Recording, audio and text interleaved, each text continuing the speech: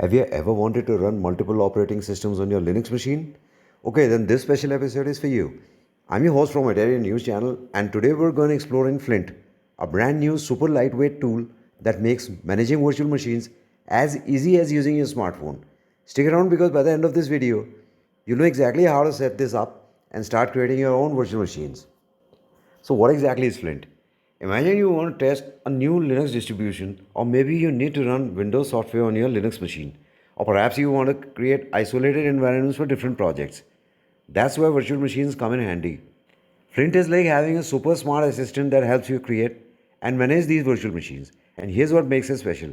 While most virtual machine management tools are huge, complicated programs that eat up your system resources, Flint is incredibly tiny. We're talking about just 11 megabytes.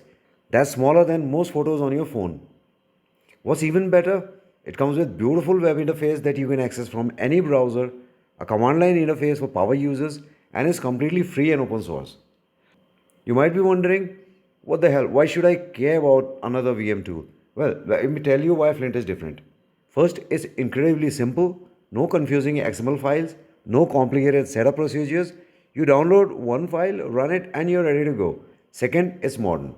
The web interface looks like something you'd expect from 2024, not 2004.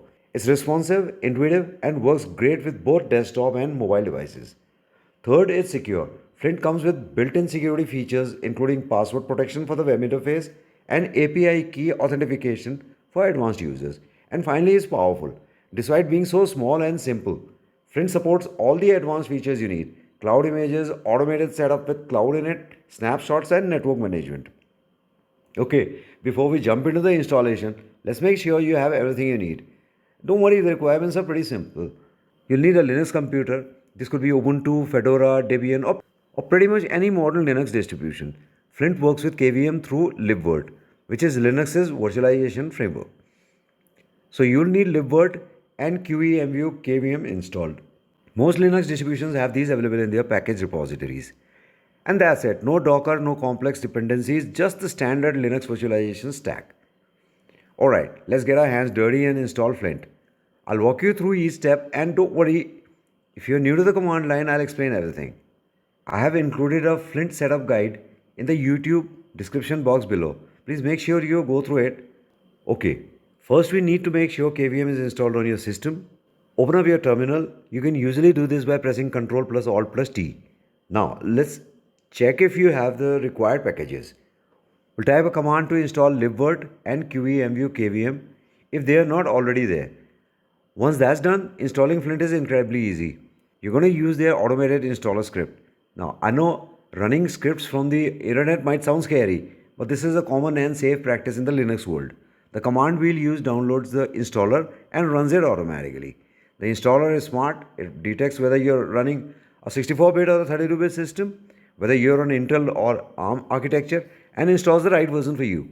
It also puts Flint in the right location so you can run it from anywhere. Now for the exciting part, starting Flint for the first time. When you run Flint for the first time, it's going to ask you to set up a password for the web interface. This is for security. You don't want just anyone to be able to create virtual machines on your computer. Choose a strong password, but make it something you'll remember.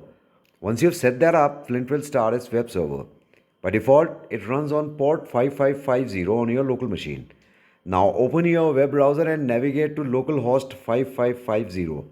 You see a beautiful modern interface asking for your password. Enter the password you just created, and boom, you're in. Take a moment to explore the interface. You'll see sections like virtual machines, images, networks, and storage. Everything is clearly labeled and intuitive to use. Let's create your first virtual machine. This is where the magic happens. First, we need an operating system image. Flint makes this super easy with its built-in image browser. Click on images in the sidebar and you'll see a list of popular Linux distributions available for download. Let's download Ubuntu 24.04. It's beginner friendly and widely supported. Click on Ubuntu 24.04 and hit download. Flint will fetch the official cloud image from Ubuntu servers. These cloud images are special.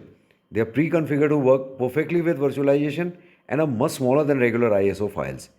While that's downloading, let's talk about what we're going to create. We'll make a simple Ubuntu virtual machine with 2 GB of RAM and 20 GB of storage. These are good starting values.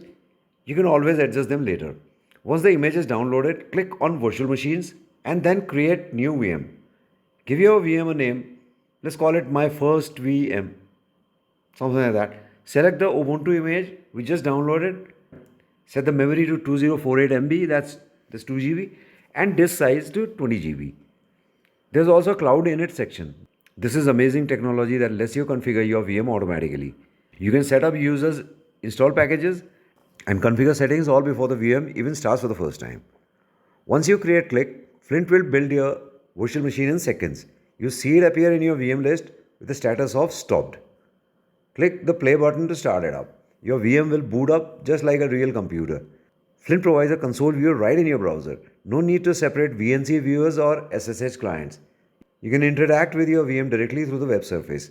If you configured SSH access through Cloud Init, you can also connect directly from your terminal using Flint's built-in SSH command. Just type Flint VM SSH my first VM and you are connected. Now that you've got the basics down, let me show you some of Flint's more advanced features that make it really shine. First, there's a snapshot support. You can take snapshots of your VMs at any point, which is like creating a save point in a video game. If you mess something up, you can restore back to the exact state. Second, Flint has excellent network management.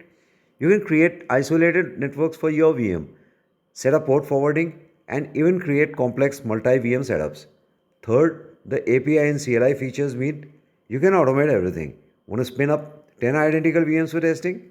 Write a simple script and let Flint handle it. And finally, because everything runs through the web interface, you can manage your VMs from anywhere, your laptop, your phone, even from any other computer on your network. Before we wrap up, let me share some pro tips for getting the most out of Flint. First, always use cloud images when possible. They're smaller, faster, and designed for virtualization. Regular ISO files will work, but cloud images are the way to go. Second, don't be afraid to experiment with Cloud Init.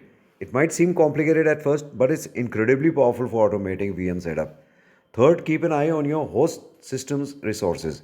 Each VM uses real RAM and CPU, so don't create more VMs than your system can handle comfortably. And finally, remember that Flint stores everything locally. If you're planning to run this on a server, make sure you secure your network access appropriately.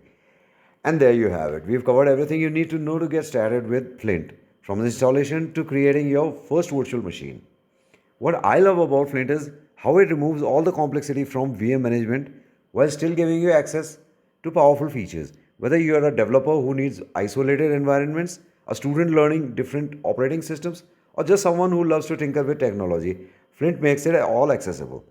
The fact that it's just 11 megabytes and completely free makes it even better. The developer has created something truly special here. If you found this video helpful, please give it a thumbs up and subscribe to Italia News channel. Thanks for watching and I'll see you in the next video.